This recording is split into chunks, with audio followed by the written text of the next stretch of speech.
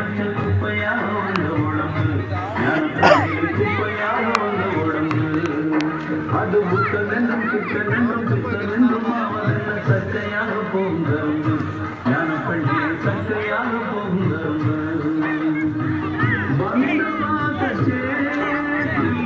வந்து விழுந்த நேரம்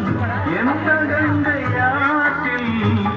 இந்த அழுக்கு போகும் அப்பனென்றும் அப்பனென்றும் அம்மை என்றும் வாழும் பாரு யூடியூப்ல பாரு குப்பையாக வந்த உடம்பு ஞானப்பள்ளி குப்பையாக வந்த உடம்பு